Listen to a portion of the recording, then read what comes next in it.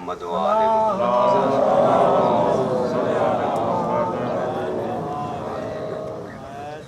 اعمال کی قبولیت کے لیے بھی بار دیگر صلوات.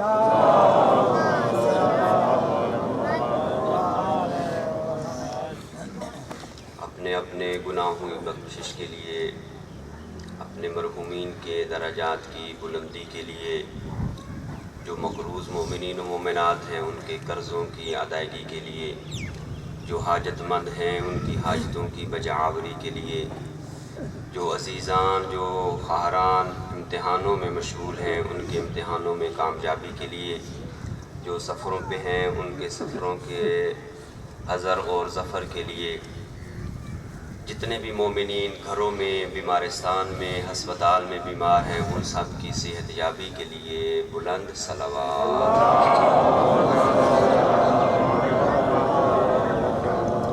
امام زمان ارواحنا الفدا کی طول عمر اور تعجیل فرج کے لیے محبت بھری خلوص بھری بلند صلوات.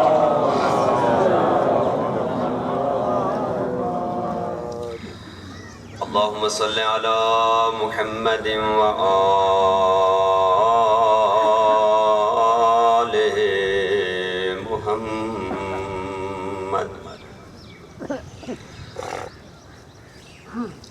بسم اللہ الرحمن الرحیم. اللہم کن لولیک الحجت ابن الحسن صلواتک علیہ وعلی آبائے فی ہذہ الساعة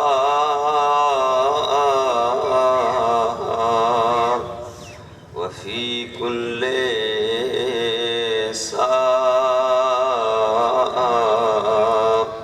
ولیا وحافظا وقائدا وناصرا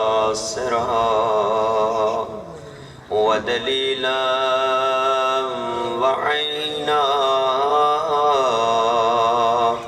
حتی تسکنہ ارضک طوعا وتمتعہ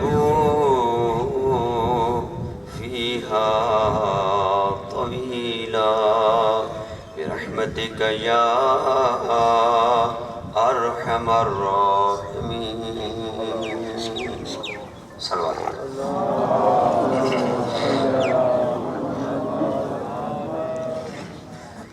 اعوذ باللہ من الشیطان الرجیم.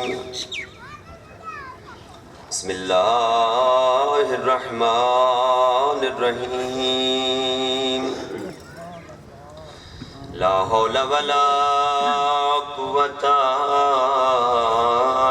الا باللہ العلی العظیم. حسبنا اللہ ونعم الوکیل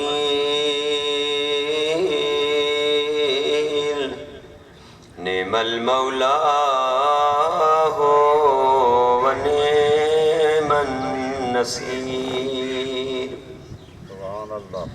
الحمد للہ رب العالمین والعاقبۃ لأہل التقوی والیقین. الصلاۃ والسلام علی اشرف الانبیاء والمرسلین وحبیب الہ العالمین ابی القاسم محمد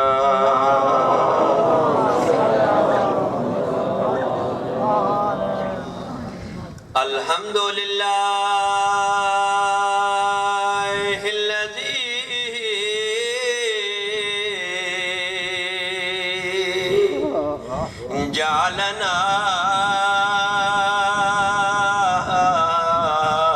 من المتمسکین بولایت علی ابن ابی طالب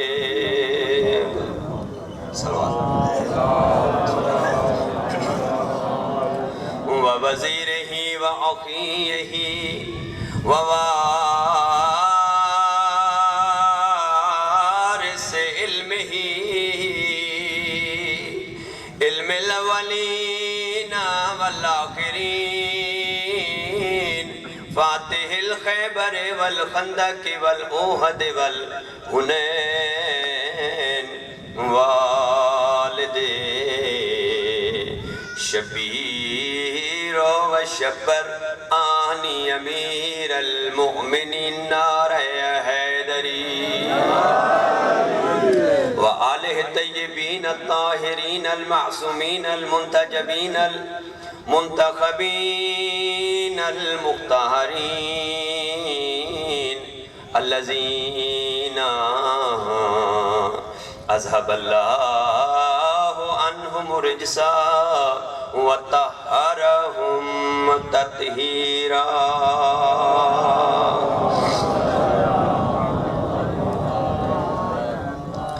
اما بعد وقد قال رسول اللہ صلی اللہ علیہ وآلہ وسلم بسم اللہ الرحمن الرحیم الا ومن احب علیا یہون اللہ علیہ سکرات الموت وجعلہ قبرہ روضۃ من ریاض الجنہ صلوات پڑھیں محمد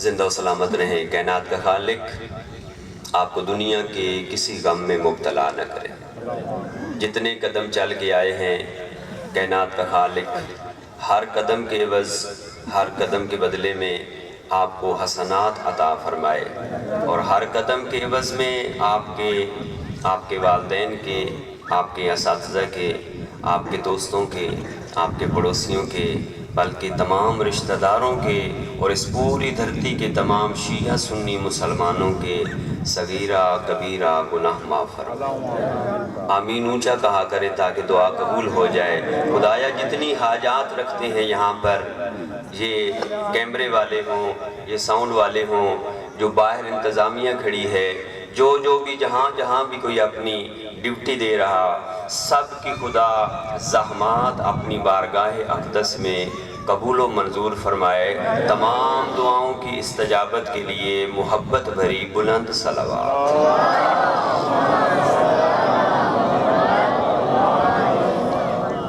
عرض کیا تھا کہ ایک حدیث جو ہے وہ صلوات کے بارے میں سناتا رہوں گا کل بھی ایک عرض کی تھی آج بالکل مختصر سی حدیث ہے لیکن اپنے اندر ایک سمندر رکھتی ہے صادق آل محمد نے فرمایا جو شخص چاہتا ہے کہ مجھے موت نہ آئے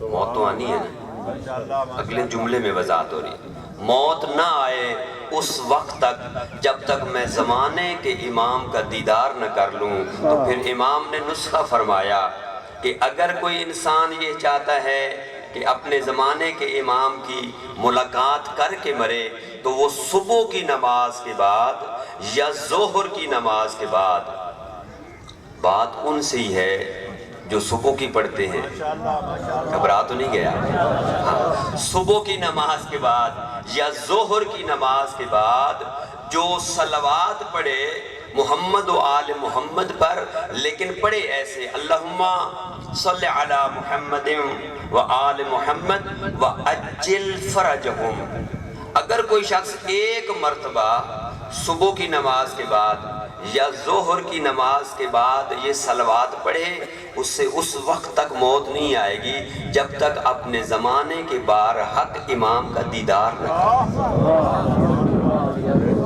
کرے دوسری زمانہ بلندتر صلوات صلی اللہ علیہ وسلم دوسرا ہے روز جمعہ، اور روز جمعہ کا ایک خاص عمل تمام سننے والے جو سن رہے ہیں انہی سے میری التجا ہے کہ وہ سنیں۔ روز جمعہ جب بھی جمعے کا دن آئے اس دن کا ایک حق ہے، اور وہ یہ ہے کہ یہ ایک تسبیح یعنی 100 مرتبہ محمد و آل محمد پر درود پڑھا جائے۔ فائدہ کیا ہے؟ ہر آدمی فائدے کے پیچھے ہوتا ہے۔ فائدہ یہ ہے کہ انسان کی روزی میں اضافہ، تنگ دستی ختم ہو جاتی ہے اور انسان ناگہانی اموات سے بچ جاتا ہے۔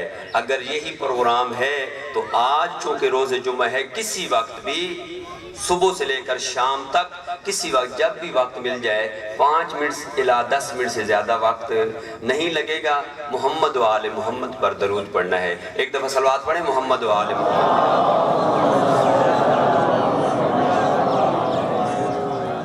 زندہ و سلامت رہیں۔ شان سن کر مومن خوش ہوتا ہے اور ارمان سن کر دل دکھ جاتا ہے، اور جب شان سن کر خوش ہوتا ہے، ارمان سن کر انسان کا چہرہ کھل جاتا ہے، تو فرمان سن کر انسان عمل کے لیے تیار ہو جاتا ہے۔ یہ ہے مومنین کی صفات۔ اللہ کے نبی رسول اکرم صلی اللہ علیہ وآلہ وسلم کے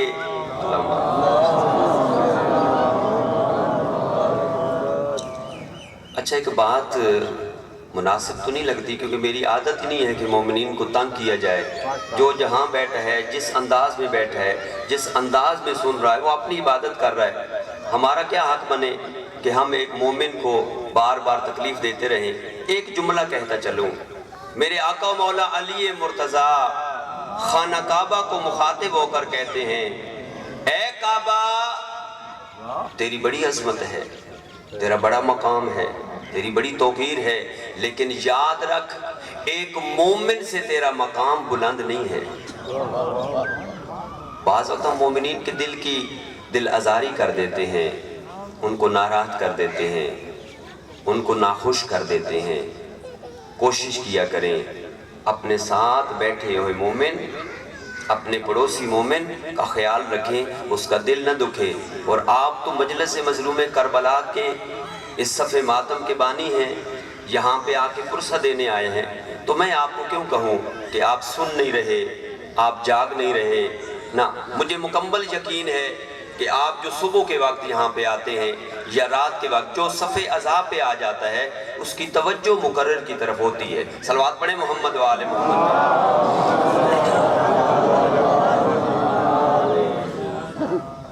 اللہ کے نبی سے پوچھا گیا، بتائیں یا رسول اللہ مومن کسے کہتے ہیں؟ مومن کی تعریف کیا ہے؟ کس کو مومن کہا جاتا ہے؟ فرمایا مومن وہ ہے کہ یؤمن باللہ و رسولہ، جو اللہ کے اوپر ایمان لے کے آئے اور رسولوں کے اوپر بھی ایمان لے کے آئے۔ یہ صرف ایسا نہیں ہے کہ صرف آخری نبی کو مانے، نہ، حضرت عیسیٰ کو بھی ماننا پڑے گا، حضرت یحییٰ کو بھی ماننا پڑے گا، جتنے انبیاء ہیں سب کو ماننا ہے۔ ایسا نہیں کہ ایک کو مان لیا تو کہا کہ نہیں یہ تو عیسائیوں کے، حضرت عیسیٰ ان کے نبی ہیں، نہ، 1,24,000 پیغمبروں کے اوپر ایمان لانا یہ مومن کی علامت ہے۔ اور کیا علامت ہے جی؟ وَيُقِيمُونَ الصَّلَاةَ، وہ نماز پڑھتے ہیں، اور کیا کرتے ہیں؟ اور غیب کے اوپر، آمنوا بالغیب، غیب کے اوپر ایمان رکھتے ہیں۔ غیب کے اوپر ایمان رکھنا بڑا مشکل ہے۔ کیا مطلب ہے؟ یعنی وہ قیامت پر بھی ایمان رکھتے ہیں، وہ جنت پر بھی ایمان رکھتے ہیں، وہ دوزخ پر بھی ایمان رکھتے ہیں۔ ایک دن آئے گا کہ جب حساب و کتاب ہوگا اور ادھر جانا ہوگا، اس پر ایمان رکھتے ہیں۔ فرشتوں پر ایمان رکھتے ہیں، فرشتے نہیں دیکھے ہم نے، جنت نہیں دیکھی ہم نے۔ غائب چیزوں پر ایمان اس لیے رکھتے ہیں کہ اللہ کے نبی نے فرمایا ہے، عجیب ہیں ہم مسلمان کہ جتنی چھپی ہوئی چیزیں ہیں ان کے اوپر ایمان رکھتے ہیں. جنت نہیں دیکھی ہے ایمان رکھتے ہیں, جہنم نہیں دیکھی ایمان رکھتے ہیں, جہنم کے عذابات کو نہیں دیکھا نہیں چکھا ایمان رکھتے ہیں. جنت کے اندر حوریں ہیں جن کی بڑی بڑی آنکھیں ہیں, مومنین کو وہ نصیب ہوں گی, نہیں دیکھی ہم نے لیکن ایمان رکھتے ہیں. قیامت پر ایمان رکھتے ہیں, جنوں پر ایمان رکھتے ہیں, فرشتوں پر ایمان رکھتے ہیں. جتنی غائب چیزیں ہیں اللہ کے نبی کے کہنے پر مان رہے ہیں. پتہ نہیں کیا ہو گیا مسلمان جو اللہ کے نبی کے کہنے پر غائب چیزوں کو مان رہا ہے, اور جنہیں اللہ کے نبی نے بازو پکڑ کے دکھایا من کنت مولا ہو فہذا علی مولا, اسے کیوں نہیں مان رہا؟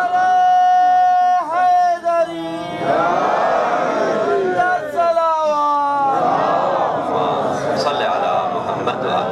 غیب چیزوں کو مان رہے ہیں, مومن بننے کی کوشش کر رہے ہیں, اور جنہیں دکھا دکھا کے دکھایا, کبھی کندھوں پہ اٹھا کے دکھایا, کبھی مباہلے میں لے کے دکھایا, کبھی چادر کے نیچے بلا کے دکھایا, کبھی بتوں کو توڑا کے دکھایا, کبھی ہاتھ بازو بلند کر کے دکھایا. اس کا مطلب ہے کوئی وجہ ہے. غیب پر ایمان رکھتے ہیں, مومن کی علامت ہے. زکوٰۃ بھی دیتے ہیں, نماز بھی پڑھتے ہیں, غیب پر ایمان بھی رکھتے ہیں. یہ مومن کی صفات ہے. امام محمد باقر علیہ السلام کا صحابی ہے.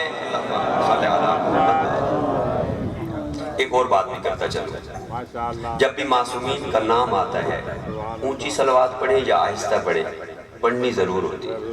ایک دفعہ دوبارہ اپنی زبانوں کو معطر کریں, اللہم صلی علی محمد. یہ جب اذان ہو رہی ہوتی ہے, اذان یعنی مسلمانوں کی اذان جی, اور جب آتا نا اشہد ان محمد الرسول اللہ, اس وقت صلوات واجب ہوتی ہے پڑھنی. اور یہیں پر ایک اور بات کہوں, جو انسان اذان کے کلمات کے ساتھ اذان کے کلمات کو دہراتا رہتا ہے, بروز قیامت اس کا سر, اس کی گردن سب سے ممتاز ہوگی. جو مؤذن ہے, جو اذان دینے والا ہے, اس کا سر سب سے بلند ہوگا. انبیاء پوچھیں گے پالنے والے یہ کون ہے کہ جو محشر کے میدان میں سب سے بلند نظر آ رہا ہے؟ آواز قدرت آئے گی, یہ اذان دینے والے ہیں. اذان کا مطلب یعنی خدا کی طرف بلانے والے ہیں. تو جب بھی اذان سنیں تو ساتھ ساتھ کوشش کیا کریں کلمات کو دہراتے رہیں. صلوات پڑھ لیں محمد و آل محمد. عرض کر رہا تھا, امام کا صحابی ہے, نام ہے خالد بن سلمان. یہ کہتے ہیں میں امام کی خدمت میں حاضر ہوا, امام سے گفتگو ہو رہی تھی, یا امام میری جو تربیت کر رہے تھے, مجھے جو علوم سے مجھے منور کر رہے تھے میرے قلب کو. ایک دفعہ امام نے میری طرف دیکھا اور کہا, سلمان, خالد یہ بتا مسلمان کسے کہتے ہیں؟ کہتے میں چپ ہو گیا. میں نے کہا مولا, اب آپ جو نصیحت فرما رہے ہیں, آپ جو مجھے بار بار باتیں بتا رہے ہیں, مناسب نہیں لگتا کہ میں بولوں, آپ ہی بتا دیں مسلمان کسے کہتے ہیں. آپ بھی سننا چاہتے ہیں نا مسلمان کسے کہتے ہیں؟ فرمایا مسلمان وہ ہے کہ جس کی زبان اور عمل سے اس کا پڑوسی ناراض نہ ہو. جس کی زبان سے اور اس کے عمل سے اس کے ساتھ رہنے والے ناراض نہ ہو. پڑوسی کسے کہتے ہیں؟ روایت میں ہے پڑوسی, اگر آپ کا یہ گھر ہے, اس کے 40 گھر جو اطراف میں ہیں وہ آپ کے پڑوسی ہیں. علماء نے اس کی تشریح کی, فرمایا فقط 40 گھر اس کے ارد گرد نہیں, بلکہ 40 گھر اس طرف, 40 گھر اس طرف, 40 گھر عقب, 40 گھر سامنے, یہ پورا ایک محلہ بن جاتا ہے. اور ہم بھی ایک دوسرے کے پڑوسی ہیں. ابھی کیونکہ آمنے سامنے بیٹھے ہیں, ناراض تو نہیں ہو رہے؟ ہاں, میں آپ سے خوش ہوں. البتہ آپ پتہ نہیں خوش ہیں یا نہیں, میں آپ سے بہت خوش ہوں. میں آپ کے اوپر راضی ہوں. جس انداز سے سنتے ہیں, جس انداز سے اپنے بیوی بچوں کو اپنے عزیزوں کو ساتھ لے کے آتے ہیں ذکر مظلوم کربلا کے لیے. میں آپ سب کا شکر گزار ہوں. پڑوسی کسے کہتے ہیں؟ جس کے 40 گھر، ہر طرف 40 گھر ہوں، اسے مسلمان کہتے ہیں. اب پھر اپنا اپنا اندازہ لگا لیں، اپنا اپنا محاسبہ کر لیں کہ کون ہے کہ جس کے پڑوسی سے آپ ناراض ہیں یا آپ کا پڑوسی آپ سے ناراض ہے. کون آپ سے خوش ہے اور کون آپ سے خوش نہیں ہے. اگر مسلمان بننا چاہتے ہیں تو رسول کا سچا بیٹا باقر العلوم اپنے صحابی کو کہہ رہا ہے، مسلمان وہ ہے کہ جس کی زبان سے اور اس کے عمل سے کسی کو نقصان نہ پہنچے. آگے بڑھے. امام نے فرمایا سلمان، خالد بن سلمان، بتا مومن کسے کہتے ہیں؟ بہت توجہ چاہوں گا. مومن کسے کہتے ہیں؟ کہا مولا آپ ہی ارشاد فرمائیں.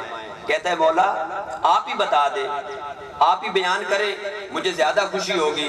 امام نے فرمایا مومن اسے کہتے ہیں کہ یہ جو مسلمان ہے نا، یہ اس کے پاس اپنا مال رکھے، وہ مال میں خیانت نہ کرے، اور وہ اگر اپنی جان اس کے پاس رکھے تو جان میں بھی خیانت نہ کرے. تھوڑی سی اس کی وضاحت کی ضرورت ہے. مال کا مطلب ہے سونا چاندی روپے، کوئی بھی چیز اس کے پاس رکھے تو وہ اسی طرح واپس دے. جان سے کیا مراد ہے؟ جان سے مراد ہے کہ اگر وہ کسی مسافرت پر، کسی سفر پہ جانا چاہتا ہے اور اس کی ہے جوان بہن، اس کی ہے جوان بیٹی، وہ اس کے گھر میں چھوڑنا چاہتا ہے کہ میں 2 دن کے بعد آ جاؤں گا، تو اس کی وہ جان، وہ اس کی جو عزت و ناموس ہے وہ بھی محفوظ رہے. اس کو کہتے ہیں مومن. تبھی تو ارشاد پروردگار اپنے نبی کے زبان سے ہوتا ہے کہ جب کسی کے گھر میں جائیں اپنی نگاہوں کو نیچا رکھو. تربیت ہو رہی ہے، بتایا جا رہا ہے کہ کسی کے گھر کے آداب کیا ہیں، کسی کے گھر میں جانے کا انداز کیا ہونا چاہیے. ایسا نہیں کہ آنکھیں پھاڑ پھاڑ کے دروازے کھول کے، مناسب تو نہیں لگ رہا کہنا، لیکن کچھ نکات کی طرف اپنے نوجوانوں کو متنبہ کرنا بھی ضروری ہے. اور یہی منبر ہے، اور ہمارے پاس کوئی وسیلہ نہیں ہے کہ جہاں سے ہم کسی کو تنبیہ کر سکیں، آگاہ کر سکیں. کسی جگہ سے چھپ کے دیکھنا غیر شرعی عمل ہے. صلوات پڑھیں محمد و آل محمد کی ذات. میرے مولا امام سجاد علیہ السلام، اللہم صلی علی محمد و آل محمد، فرماتے ہیں کہ اگر کسی شخص کو دیکھنا ہو، من وجدہ قلبہ، کہ اس کے دل کے اندر میرے دادا کی محبت ہے یا نہیں، جب دیکھ لیں کہ اس کے دل میں میرے دادا کی محبت ہے تو پھر اس شخص کو چاہیے کہ وہ اپنے گھر چلا جائے اور فَلْيَشْكُرْ لِأُمِّهِ، اپنی ماں کا جا کر شکریہ ادا کرے. عجیب ہے یہ حدیث. امام نے فرمایا کہ اگر کسی کے دل میں میرے دادا علی کی محبت ہو تو وہ جا کر اپنی ماں کا شکریہ ادا کرے. میں کہتا ہوں مولا اگر آپ یہ کہہ دیتے کہ اگر کسی کے دل میں علی کی محبت ہو، علی اور اولاد علی کی محبت ہو، تو آپ کہہ دیتے کہ وہ گھر جا کر 2 رکعت نماز پڑھے، وہ مسجد میں جا کر 10 رکعت نماز پڑھے، 5 روزے رکھ لے، کسی کو صدقہ و خیرات دے دے. امام کی آواز آئے گی اس لیے کہا ہے اس کا شکریہ جا کے ادا کر کہ اسی نے تو تجھے نماز کے قابل بنایا ہے. اس لیے کہ اس نے تجھے نماز کے قابل بنایا ہے. اور حقیقت یہی ہے، ہمیں نماز پڑھنی نہیں آتی تھی، ہمیں وضو کرنا نہیں آتا تھا، اسی ماں نے ہمیں دودھ کے ساتھ ولایت علی ابن ابی طالب منتقل کر دی. اللہ کرے یہ ابھی میرے ذہن میں ربائی آ رہی ہے، اللہ کرے میں مجھے یاد آ جائے، میں پڑھ بھی لوں. محسن نقوی کی کہ ماؤں کے دودھ سے پیا یا علی مدد، ماؤں کے دودھ سے پیا یا علی مدد، ہم نے تو بچپنے سے سنا یا علی مدد. اور محسن لحد میں وہ منظر عجیب تھا جب خود علی سے میں نے کہا یا علی مدد.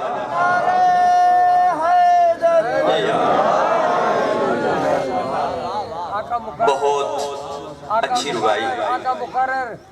ماؤں کے دودھ سے پیا یا علی مدد.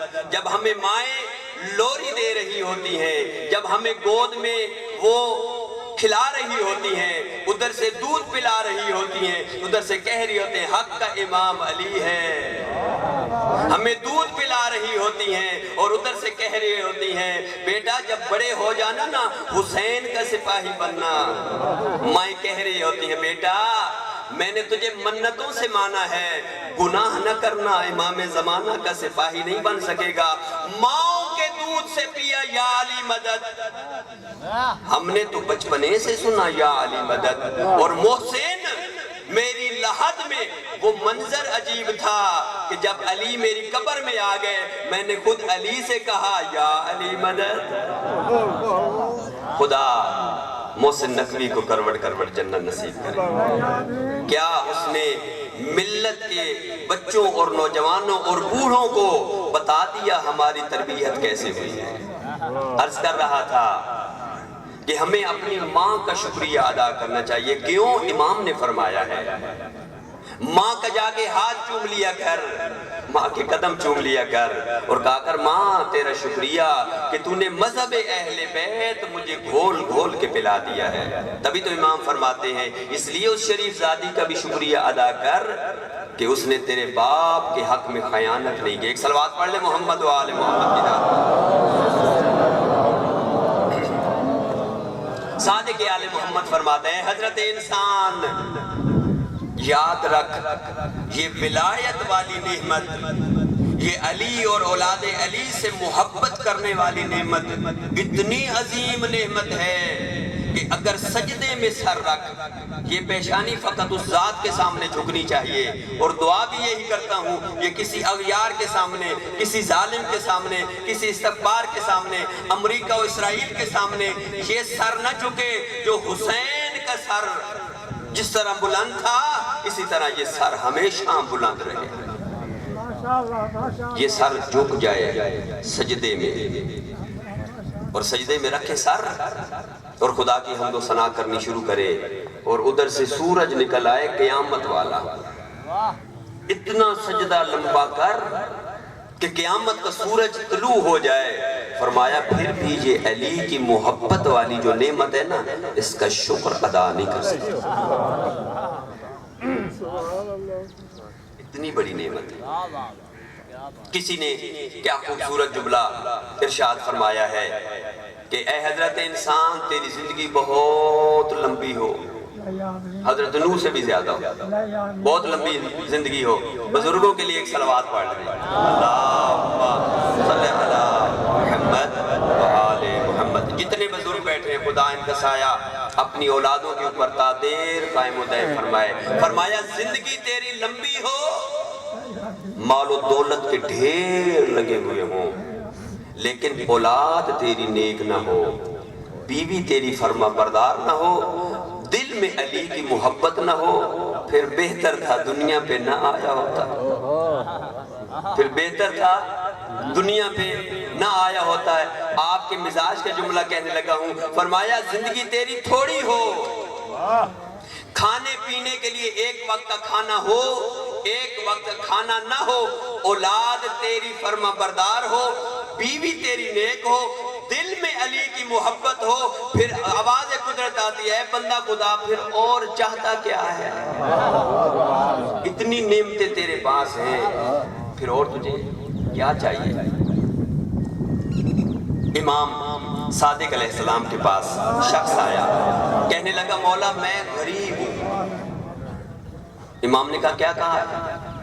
کہا میں غریب ہوں. کہا مال کی کمی ہے؟ ہاں مولا مال کی کمی ہے. کہا تو پھر یہ کہنا کہ مجھے مالی مشکلات ہیں، غریب نہ کہہ. توجہ فرمائیے گا. کہا اپنے آپ کو غریب نہ کہہ، مولا مالی مشکلات ہے غریب ہوں. کہا نہیں غریب نہ کہہ. کہا سوال کیا، کہا بتا کیا تیرے دل میں میرے جد میرے دادا کی محبت ہے؟ مولا بالکل ہے. کہا کہ اگر کوئی خریدار آ جائے، اگر کوئی خریدنے والا آ جائے یہ محبت علی وہ کہ میں خریدنا چاہتا ہوں، کیا فروخت کر دے گا؟ کہتے ہیں مولا اگر پوری کائنات بھی میرے قدموں میں رکھ دینا، میں ٹھوکر مار کے کہوں گا نہیں، علی کی محبت میں فروخت نہیں کرتا۔ میرے مولا امام صادق فرماتے ہیں پھر تو اپنے آپ کو غریب کیوں کہتا ہے کہ میں دنیا کا امیر آدمی ہوں۔ جن کے دلوں میں محبت اہل بیت ہوتی ہے وہ غریب نہیں ہوتے، وہ امیر ہوتے ہیں۔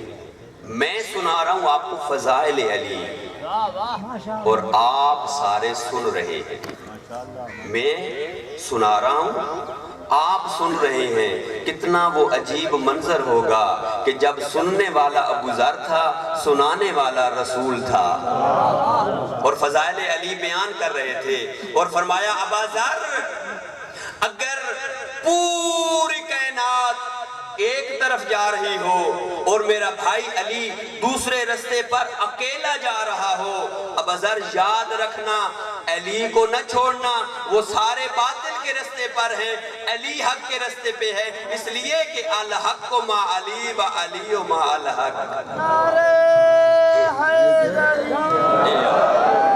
سبحان اللہ، اکیلا علی پوری کائنات۔ پھر تیرا دل کہیں پھسل نہ جائے کہ یہ سارے جو جا رہے ہیں ہو سکتا ہے ٹھیک ہی ہو۔ کہتے ہیں کہ ایک آدمی نے دیکھا کہ چند لوگوں کے ہاتھوں میں کانسے ہیں اور وہ ایک طرف جو ہے وہ جا رہے ہیں۔ پوچھا کیا ہے؟ کہنے لگے ادھر کھیر تقسیم ہو رہی ہے۔ اس نے کہا میں خود ادھر سے آ رہا ہوں، دیکھا ہے میں نے، کچھ بھی نہیں تھا، دیکھا نا 20 آدمی جا رہے، کہتا پھر ہو سکتا ہو ہی۔ سمجھ آئی ہے بات؟ انسان کا ذہن تبدیل ہو جاتا ہے۔ فرمایا پوری کائنات اگر ایک طرف جا رہی ہو، نہ کہنا کہ وہ حق پہ ہیں، علی اکیلا حق پر ہے۔ آخری بات، آپ کی زحمت تمام۔ جناب ابو ذر، عربی میں ابا ذر چونکہ کہتے ہیں اس وجہ سے میری زبان پہ ابا ذر آ جاتا ہے۔ جناب ابو ذر غفاری اپنے گھر میں تشریف فرما ہے، دروازے پر دستک ہوئی۔ جناب ابو ذر اندر سے پوچھا کون؟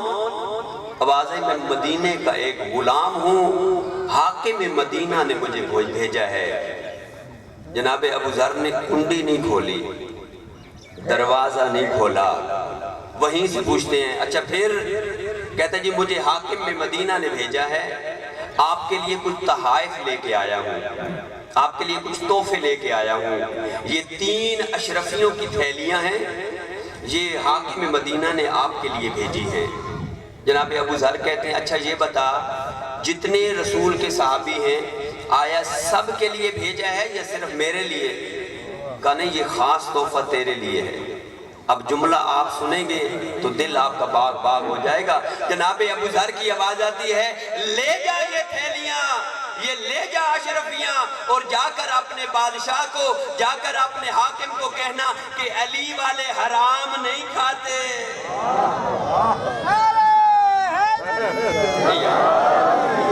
علی والے حرام نہیں کھاتے، یہ اپنے پاس اشرفیاں رکھ۔ غلام پریشان ہو گیا، کہنے لگا ابا ذر دروازہ تو کھولتا، کچھ میری بات سنتا۔ جناب ابو ذر نے دروازہ کھول دیا، اندر لے گئے۔ اب چونکہ مہمان تھا لہٰذا خدمت کی، پذیرائی کرنے کے بعد ابو ذر نے پوچھا اچھا بھائی اب بتاؤ اور کیا بتانا چاہتے ہو؟ میں نے جواب تو دے دیا ہے۔ جناب ابو ذر کے گھر میں 3 دن سے فاقے ہیں، 3 دن سے فاقے ہیں، گھر میں بچے بھوکے ہیں، گھر میں کھانے پینے کے لیے کچھ بھی نہیں ہے، لیکن امیر اتنا ہے علی کی محبت رکھنے والا کہ 3 اشرفیوں کی تھیلیوں کو ٹھوکر مار دی ہے۔ کہتا اچھا اور بتا۔ کہنے لگا ابو ذر بات یہ ہے میں ہوں غلام اور ہوں حاکم مدینہ کا غلام، مجھے اس نے کہا ہے کہ اگر ابو ذر یہ 3 تھیلیاں قبول کر لے تو میں تجھے آزاد کر دوں گا، مہربانی کر ابو ذر مجھے آزاد کر دے۔ کائنات کی قیمت کا جملہ کہا ابو ذر نے۔ کہتے ہیں اچھا تو چاہتا یہ ہے کہ میں یہ اشرفیاں لے لوں اور تجھے آزاد کرا دوں اور میں اس کا غلام بن جاؤں؟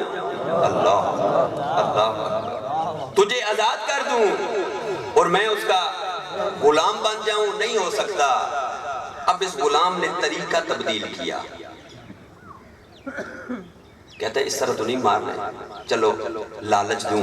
کہنے لگا ابو ذر 3 دن ہیں، تیرے بچے بھوکے ہیں، تو خود بھی بھوکا ہے، یہ اشرفیاں لے لے، اپنے گھر میں سامان لے کے آ کھانے پینے کا، تیری مشکلات ہیں یہ لے لے۔ پھر اشرفیوں کی تھیلی کا منہ کھولا، ایک ایک کر کے سکے زمین پر پھینکنا شروع کیے، سکوں کی چھنکار جناب ابو ذر کے سامنے جو ہے وہ پیش کرنا شروع کی۔ جب جناب ابو ذر نے دیکھا نا کہ یہ تو خباثت پہ اتر آیا ہے اور یہ مجھے لالچ دینا چاہتا ہے، بار بار سکوں کو اٹھاتا ہے، بار بار کہتا ہے یہ دیکھ یہ سونے کے سکے ہیں، یہ اصلی سکے ہیں، ابو ذر یہ لے لے۔ اپنے گھر کا گزر اوقات بہترین طریقے سے چلا۔ جناب ابو ذر نے آنکھیں ڈالی اس غلام کی آنکھوں میں اور آنکھوں میں آنکھیں ڈال کے کہتا ہے تو نے میرے جوش کو، میرے خون میں جوش دلایا ہے۔ سن، اگر پوری کائنات بھی تو میرے سامنے رکھ دے میں علی کو نہیں چھوڑوں گا۔ صلوات پڑھ لے محمد و آل محمد۔ پوری کائنات بھی اگر تو میرے سامنے رکھ دے تو میں علی کی محبت کو فروخت نہیں کروں گا۔ کیا آج کے زمانے میں اگر ہمیں کوئی لالچ دے غداری کرنے کے لیے، کوئی اور کام ہم سے لینے کے لیے کہ اتنے 1000 دینار، اتنے 1000 ڈالر آپ کو ہم دیں گے، یہ معلومات ہمیں فراہم کر دیں، تو سمجھ آ رہی ہے جی؟ یہ جعفریہ فقہ کے ساتھ یہ کام کر دو، ہم بھی محب علی ہے، تو ہمارے گھر میں محبت علی، لیکن ادھر ہمیں کوٹھی بھی چاہیے، ہمیں کار بھی چاہیے، ہمیں بینک بیلنس بھی چاہیے، کیا یہ علی کی محبت فروخت کر دیں گے؟ بس کرنا کیا ہے؟ علی کی محبت پر اس قدر ثابت قدم ہو جائیں، آندھیاں چلیں یا تیر، تلواریں چلیں یا بم، آپ کے پاؤں لغزش نہیں آنی چاہیے۔ علی کی محبت کا دامن تھام کے رکھیں۔ صلوات پڑھیں محمد و آل محمد۔ زندہ و سلامت رہیں۔ کائنات کا خالق آپ کو کسی غم میں مبتلا نہ کرے۔ 15 رجب اطلاع ملی معاویہ ابن سفیان دنیا سے چل بسا ہے۔ حاکم مدینہ نے بندے بھیجے امام کی طرف، اور امام مسجد میں تھے۔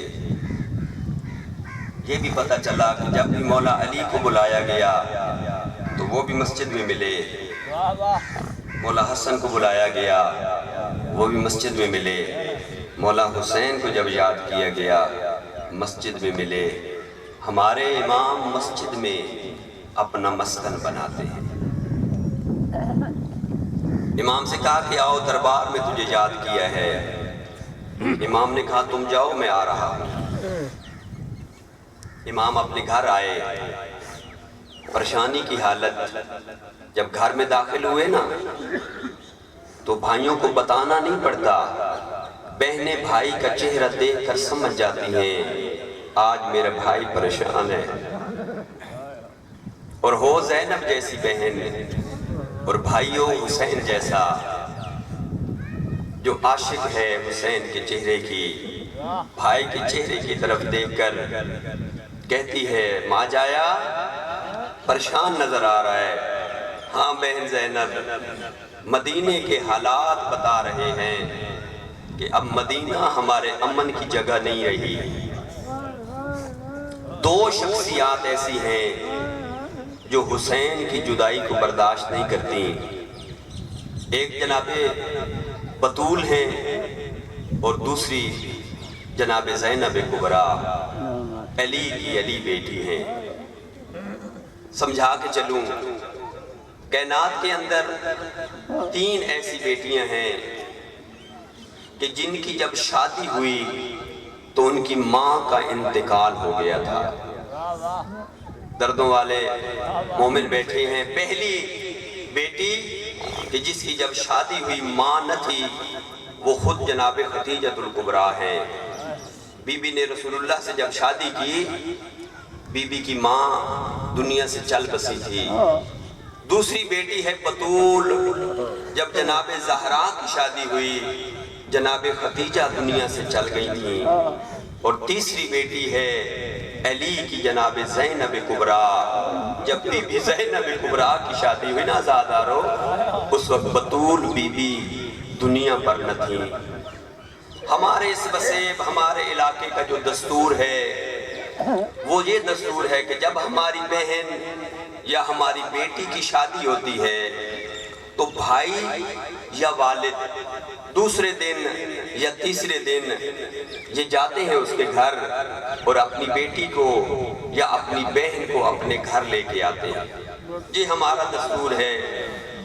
لیکن جو عرب معاشرہ ہے، جو عربستان ہے، یہ جو عرب ممالک ہیں، عراق ہے جی، سعودی عرب ہے، دبئی ہے، یہ عرب ممالک جو ہیں، یہاں کا دستور بھائی نہیں جاتا، باپ نہیں جاتا، بلکہ دوسرے دن ماں جاتی ہے اور اپنی بیٹی کو لے کے آتی ہے۔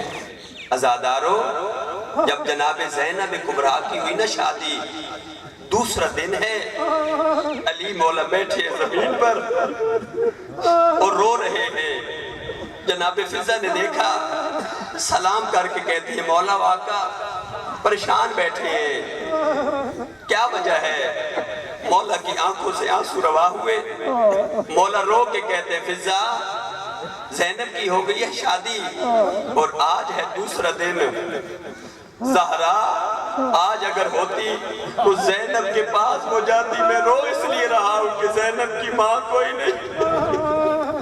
جب سنا نا جناب فضہ کی آواز آتی ہے مولا اگر اجازت دیں تو میں ماں بن کے چلی جاؤں، میں ماں بن کے چلی جاؤں۔ جناب علی کی آواز آتی ہے فضہ میں تیرا مشکور ہوں، میں تیرا شکریہ ادا کرتا ہوں، جا۔ زہرا آج اگر زہرا زندہ ہوتی اپنی بیٹی کے گھر جاتی اور عالیہ بی بی کو لے کے آتی، فضہ بطول تو ہے کوئی نہیں، رو اس لیے رہا ہوں کہ کون جائے زینب کو لینے کے لیے۔ جناب فضہ کی آواز آتی ہے اے مولا واقعہ اگر اجازت دے تو ماں بن کے میں چلی جاؤں۔ جناب فضہ چلی، آئیں جناب عالیہ کے گھر میں، جب گھر میں پہنچی ہیں نا کیا دیکھتی ہیں؟ جناب زینب کبریٰ سینے خانہ کے اندر مٹی پر بیٹھی ہوئی ہیں۔ آتے ہوئے جناب فضہ کو جناب زینب کبریٰ اپنے حجرے میں چلی گئی، اپنے کمرے میں چلی گئی۔ جب گئی نا اپنے کمرے کے اندر، جناب فضہ آئیں اندر اور رو کر کہتی ہیں زینب کبریٰ مجھے بڑا دکھ ہوا ہے، آج تجھے خوش ہونا چاہیے تھا، میں تیری ماں آئی ہوں، آج بطول نہیں میں تیری ماں بن کے آئی ہوں۔ جناب زینب کبریٰ رو کر کہتی اماں میں خوش تو ہوئی ہوں لیکن رونے کی وجہ یہ نہیں ہے، رونے کی وجہ اور ہے۔ جناب فضہ کی آواز آتی ہے عالیہ بی بی بتا رونے کی وجہ کیا ہے؟ بی بی کی آواز آئی آج دوسرا دن ہے، میں نے حسین کا چہرہ نہیں دیکھا۔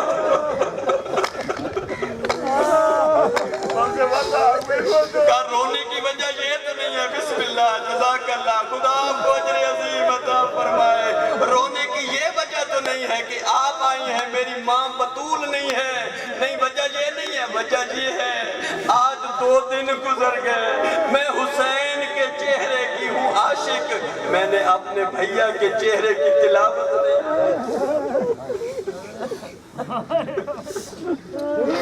عزادارو غمخارو، آئی بی بی اپنے گھر اور مولا حسین جب آگئے نا بھیا پریشان نظر آ رہے ہو، ہاں اماں جائی مدینہ اب ہمارے رہنے کے قابل نہیں رہا۔ بی بی لے کر سین کے اندر آئی اور مولا حسین بتا رہے ہیں مجھے دربار میں بلایا گیا ہے۔ جب کہا نا دربار کا جو ہی نام آیا بی بی ڈر گئی، بی بی ڈر کے رو کے کہتی ہے حسین بھیا اس دربار میں جاتے ہو جہاں سے ہماری ماں زخمی ہو کے آئی، اس دربار میں جاتے ہو جہاں میرے بھیا کے اوپر تیر برسائے گئے ऐसे न जाने दूंगी। दोनों बहन और भाई जमीन पर बैठ गए। मैं अपनी जबान में यही कहता रहता हूँ, नक्शा बनाना शुरू किया करबला का। कौन सा हिस्सा हुसैन तू लेगा, कौन सा हिस्सा मैं मेरा दिल कहता है कहा होगा भैया हुसैन मुश्किल कौन सा रास्ता है। मौला ने कहा होगा मुश्किल तो शाम है, लेकिन मैं शाम ले लेता हूँ। बीबी ने कहा होगा नहीं भैया, जो आसान है ना वो तू ले ले, जो मुश्किल है वो मुझे दे दे। अल्लाह अकबर।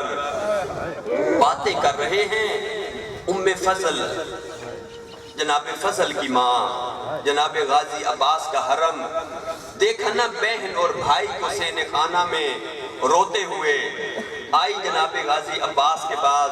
गाजी के मुरीदो आई अब्बास के पास आके कहती है, अब्बास तू अपने फजल के साथ बैठा है और बहन और भाई रो रहे हैं। बहन और भाई रो रहे हैं, तू यहाँ पर बैठा है। ऐसे जनाबे अब्बास उठे जैसे परिंदे को जख्म लगता है। आए सीने खाना के अंदर एक आवाज लगाई, अकबर, कासिम, ओनो मोहम्मद, हनफिया तलवारें। एक आवाज सुनकर तमाम बनी हाशिम नंगी तलवारें लेकर अपने चचा के सामने, अपने उस्ताद के सामने सफ बना के खड़े होके कहते हैं लब्बैक। जब सामने आ गए ना, मौला अब्बास आगे आगे चले। मुसीबत का जुमला कहने लगा हूँ। जब देखा ना आलिया बीबी ने कि 19 या 30 बनी हाशिम के शेर नंगी तलवारें लेकर अब्बास की माइयत में, अब्बास की सरबराही में आ गए हैं, जैसे अपने भाई का हाथ पकड़ा हुआ था ना, छोड़कर कहती अब चला जाओ।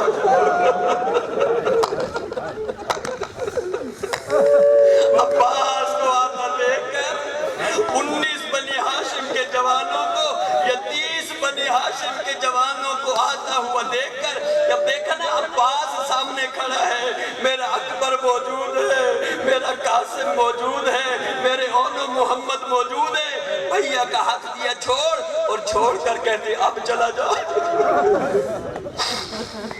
इमाम उठे।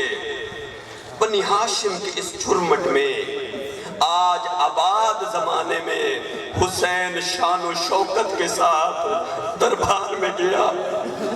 दरबार का दरवाजा आया, इमाम रुक गए और अब्बास से कहा, अब्बास ये दरवाजे पे रुक जाओ। मौला अंदर नहीं आना। नहीं अब्बास, अकबर यहाँ पे रुक जाओ और याद रखना अगर मेरी आवाज बुलंद हो ना तो फिर ये दरवाजा कोई खैबर के दरवाजे से भारी नहीं है, फिर मेरे से इजाजत लेने की जरूरत नहीं है, फिर अंदर आ जाना। मौला अंदर गए, कुर्सी पेश की, कुर्सी पर बैठे। खत सामने आया, लिखा हुआ था मुआविया इब्न सुफियान दुनिया से चल बसा है। इमाम ने पढ़ा इन्ना लिल्लाह व इन्ना इलैहि राजिऊन। दूसरा मुतालबा पेश किया, कहने लगे यजीद तख्त पे आ गया है और उसने कहा है कि बैयत लो। मौला हम बैयत चाहते हैं। इमाम ने कहा तुम मुझसे बैयत का सवाल कर रहे हो, यानी मैं जो रिसालत के घर का फर्द हूँ, जिनके घर के ऊपर कुरान नाजिल हुआ है, जो मादन रिसालत है, क्या मैं उस फाजिर की बैयत करूं जो कुत्तों के साथ खेलता है, जो शराब पीता है, जो नफ्से ज़किया का कातिल है? मुझ जैसा उस जैसे की बैयत नहीं कर सकता। जब इनकार किया ना इमाम ने भरे दरबार में, तो पीछे बैठा था एक लाइन जिसका नाम है मरवान, और इमाम मोहताज निगाह नहीं होता कि फकत सामने देखे। जैसे इमाम सामने देखता है ऐसे ही पीछे देखता है। उसने कोई इशारा किया, इमाम की आवाज आती, जब नजर का ओ बदकार औरत के बेटे, तू मुझे हुसैन को धमकी देता है, तू मुझे हुसैन के कत्ल का इरादा रखता है। बस ये जुमले थे इमाम के, या नारा तकबीर बुलंद हुआ, अल्लाह अकबर। अब عزاداروں مجھے نہیں پتا کہ جناب عباس نے وہ دروازہ کیسے توڑ کے اندر آئے. آتے ہوئے بنی ہاشم کے شیروں کو جب مولا حسین نے دیکھا نا 2 قدم آگے بڑھ کے عباس کے اور اکبر کے سینے پر ہاتھ رکھا اور کہتے ہیں عباس جنگ نہیں کرنی. میں کہوں گا مولا آج نعرہ تکبیر بلند کر کے آپ نے بلا جو لیا ہے تو ایک اجازت تو دے دے عباس کو. لیکن کہا نہیں عباس جنگ نہیں کرنی. مولا عباس کی آواز آئی ہوگی مولا بتا نا وہ ہاتھ کہ جس نے گستاخی کی ہے میں وہ ہاتھ کاٹ دوں, جو نگاہ غلط ارادے سے اٹھی ہے وہ نگاہ کاٹ دوں. آئے اپنے گھر بہنیں جو انتظار کر رہی تھیں اپنے بھیا کا انتظار کر رہی تھیں. دروازہ جو ہی کھلا نا عالیہ بی بی نے حسین کے گلے میں باہیں ڈال دیں, رو کر پوچھا حسین دربار کے حالات سنا. مولا نے ایک جملہ کہا, مفہوم بہت وسیع ہے, جملہ ایک ہے, فرمایا بس اب مدینہ ہمارے رہنے کے قابل نہیں, تیاری شروع کرو. عزاداروں تیاریاں ہونا شروع ہو گئیں. ایک دفعہ عالیہ بی بی حسین مولا کے پاس آئیں. حسین بھیا یہ جو فرست تیار ہو رہی ہے جانے والوں کی, کیا اس میں زینب کا نام ہے؟ مولا کی آواز آتی تیرا نام تو سر فرست ہے لیکن بہن تیرا حرم جناب عبداللہ تیرا شوہر زندہ ہے, شرعی طور پر تجھے اجازت ان سے لینی ہوگی. جا کے جناب عبداللہ سے اجازت لے کے آ. بی بی نے چادر سر پہ رکھی, آئیں اپنے گھر, آ کر سینے خانہ میں بیٹھ گئیں. جناب عبداللہ جب گھر میں داخل ہوئے نا ایسے نگاہ پڑی عالیہ بی بی کے اوپر, رو کر کہتے ہیں او جعفر طیار کی بہو مٹی پہ بیٹھی ہوئی کیوں ہے, میری زندگی میں زمین پر کیوں بیٹھی ہے, اوپر تخت کے اوپر آ کے بیٹھ. بی بی کی آواز آئی نہیں عبداللہ میں آج سوالی بن کے آئی ہوں, میں آج اس گھر کی مالکن بن کے نہیں آئی, کچھ مانگنا چاہتی ہوں. جناب عبداللہ کی آواز آتی ہے سردار ہے تو, آقا زادی ہے تو, مرشد زادی ہے تو, میرے گھر کا بھرم ہے تو, میری عزت ہے, بتا کیا کہنا چاہتی ہے. بی بی کی آواز آئی جب میرا عقد ہوا تھا آپ کے ساتھ میرے بابا نے ایک شرط رکھی تھی. جناب عبداللہ معرفت والے ہیں, کہتے ہیں مجھے وہ یاد ہے کہ آپ کے بابا نے کہا تھا کہ جب اس کا بھیا حسین کسی سفر میں جانا چاہے زینب کو روکنا نہیں ہے. مجھے یاد ہے بی بی آپ جا سکتی ہیں, آپ کو اجازت کی ضرورت نہیں ہے. بی بی جب اٹھنے لگی ہے نا تو جناب عبداللہ کی آواز آئی بی بی آپ نے سفر کبھی نہیں کیے, میرا یہ بھرا گھر حاضر ہے, جو لے کے جانا چاہتی ہے چلی جا. بی بی کمرے میں گئی اور جب واپس آئی نا ہاتھ کے اندر ایک چادر ہے. جناب عبداللہ کی آواز آتی یہ تو ماں زہرا کی چادر نہیں ہے. بی بی کی آواز آتی عبداللہ دعا کر یہ ماں زہرا والی چادر بچ جا. جزاک اللہ خیر الجزا.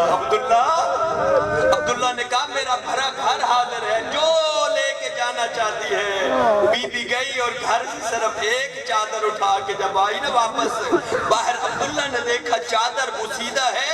بوسیدہ چادر کو دیکھ کر جناب عبداللہ کی آواز آتی ہے عالیہ بی بی یہ چادر مجھے ماں زہرا کی لگ رہی ہے. جناب عبداللہ کی آواز آتی ہے زینب کبریٰ میں مکے اور مدینے اور مصر کا امیر ترین آدمی ہوں, میرے پاس مال کی کوئی کمی نہیں ہے اور تو نے سفر نہیں کبھی کیے. میں عبداللہ کا دل چاہتا ہے کہ ایک وقت کا کھانا, رستے کی مشکلات زیادہ ہوتی ہیں, ایک وقت کا کھانا تیرے بھیا حسین کی طرف سے ہو, ایک وقت کا کھانا تجھ زینب کی طرف سے ہو.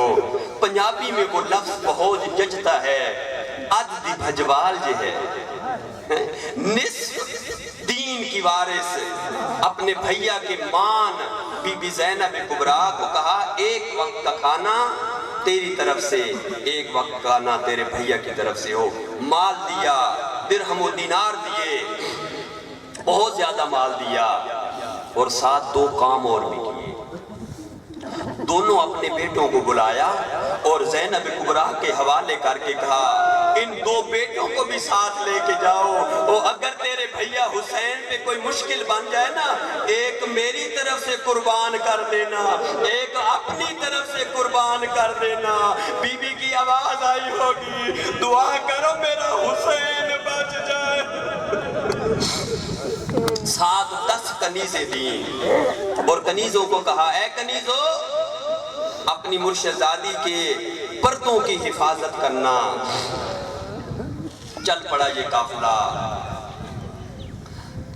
28 رجب کو یہ قافلہ مدینہ سے روانہ ہوا. 2 محرم کو کربلا، 7 محرم کو سادات کے بچوں کا پانی بند ہو گیا. 9 محرم روز تاسوعا. دشمن جنگ کرنا چاہتے ہیں لیکن عشق عبادت کی وجہ سے امام نے 1 دن کی اور مہلت دی. 10 محرم صبح سے لے کر عصر عاشور تک حق و باطل کی جنگ شروع ہو گئی. شام کو ختم ہو گئی. آ گئی شام غریبہ. جب شام غریبہ آ گئی خیموں کو آگ لگ گئی. اے عزادارو زبان میں طاقت نہیں، یہ جملے کیسے ادا کروں. خیموں کو جب آگ لگے، شمر کے ہاتھ میں نیزہ تھا، خیموں کے اندر آ گیا.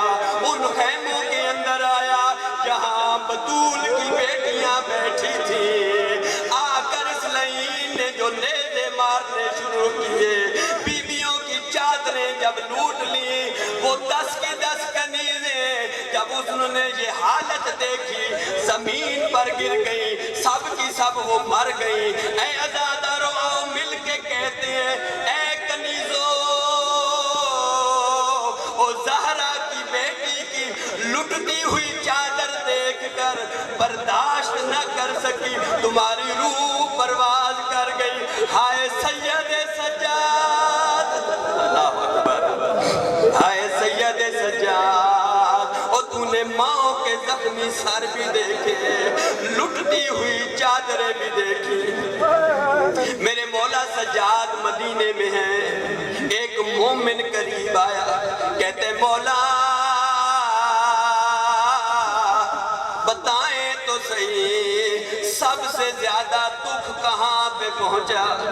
میرے مولا کی آواز آتی ہے مومن اے نوجوان، تو شریف زادہ ہے، تیری ماں بھی شریف زادی، تیری بہن بھی شریف زادی، تیری بیوی بھی شریف زادی. میں تیرے اوپر سوال کرتا ہوں، مجھے بتا اگر یہ شریف زادیاں ایک کمرے کے اندر بیٹھی ہوئی ہو اور چند بدماش کمرے میں آ جائے، ان شریف زادیوں کی کیا حالت ہوگی. پھر امام فرماتے ہیں کجا ان شریف زادیوں کی عزت، کہاں بطول کی بیٹیوں کی عزت. امام فرما رہے میری پھپھیاں بیٹھی تھی ایک خیمے کے اندر، یہ چند لٹیرے بدماش اندر آ گئے.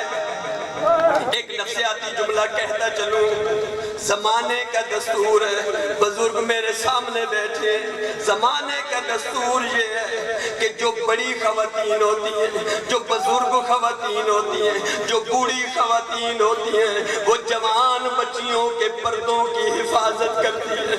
میرا دل کہتا ہے جب داخل ہوئے ہوں گے لٹیرے بدماش، جناب فضا آ کر جناب کبریٰ کے سامنے کھڑی ہو گئی ہوگی. میرا دل کہتے عالیہ بی بی جناب سکینہ کے سامنے کھڑی ہو گئی ہوگی. لیکن میرے مولا سجاد فرماتے ہیں نہیں نہیں ایسا تو نہیں ہوا. اور جب لٹیرے بدماش اندر آئے اور میری ماں اور پھپھیاں ایک دوسرے کی پشت کا پردہ بناتی تھی، رو رو کے کہتی تھی ظالمہ میں محمد کی بیٹی ہوں. اے عزادارو لعینوں نے جزاک اللہ رو رو کے کہتی تھی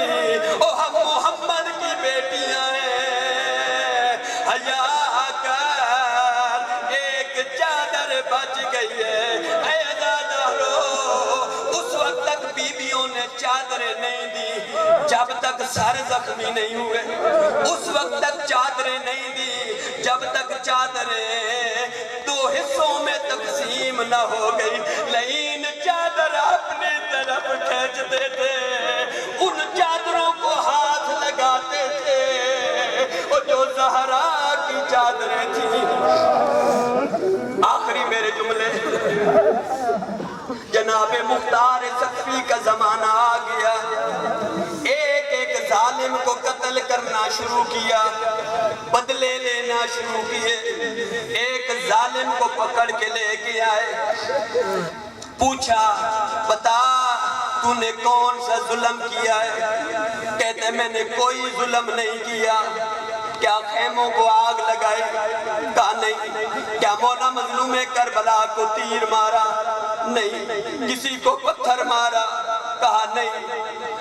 جناب مختار کی آواز ہے، چلا جا، تجھے غلط پکڑ کے لے کے آئے۔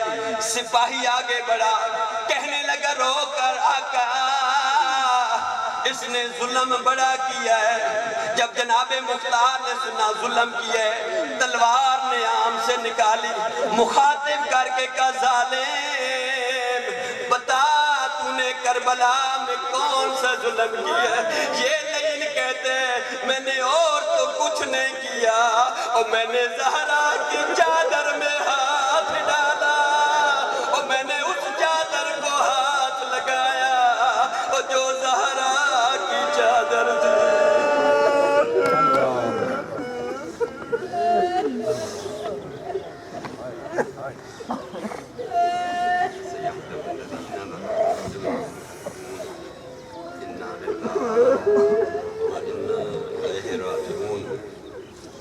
الہی پالنے والے پروردگارہ تجھے اپنی عزت ربوبیت وحدانیت کا واسطہ، زہرا کی بیٹیوں کے اجڑنے کا واسطہ، پالنے والے تمام عزاداروں کی عزاداری قبول و منظور فرما۔ یہ جو آوازیں بلند ہو رہی ہیں پالنے والے ان آوازوں کے اوپر رحم نازل فرما۔ پالنے والے پروردگارہ جو آنکھیں غم حسین میں بہہ رہی ہیں، ان آنکھوں کو دنیا کا کوئی غم نہ دکھا۔ پالنے والے پروردگارہ جتنے مومنین سادات مائیں اور بہنیں پردے میں بیٹھی ہیں، ذکر مظلوم کربلا میں رو رہی ہیں، پالنے والے ان کی توفیقات خیر میں اضافہ فرما، ان کے بچوں کی زندگیاں دراز فرما۔ پالنے والے پروردگارہ ہر حاجت مند مومن کی حاجت کو پورا فرما۔ جتنے حاضرین بیٹھے ہیں ان کے گھروں میں جو مریض ہیں ان کو صحت عطا فرما، ان کے مرحومین کے درجات مزید بلند فرما۔ پالنے والے ان سب کو امام مظلوم کربلا کے دسترخوان پر مہمان قرار فرما۔ الہی پالنے والے پروردگارہ آل محمد کی عزت اور عظمت کا صدقہ جہاں جہاں بھی ذکر مظلوم کربلا ہو رہا ہے، سب کی عزت و ناموس کی خود حفاظت فرما۔ ہمارے آخری وارث جد خدا کا جل ظہور فرما۔ ہم سب کو ان کے یاران و انصاران اور مخلصین سپاہیوں میں شمار فرما۔ ربنا آتنا فی الدنیا حسنہ وفی الآخرۃ حسنہ وقنا عذاب النار۔ اللہم صلی علی محمد و آلہ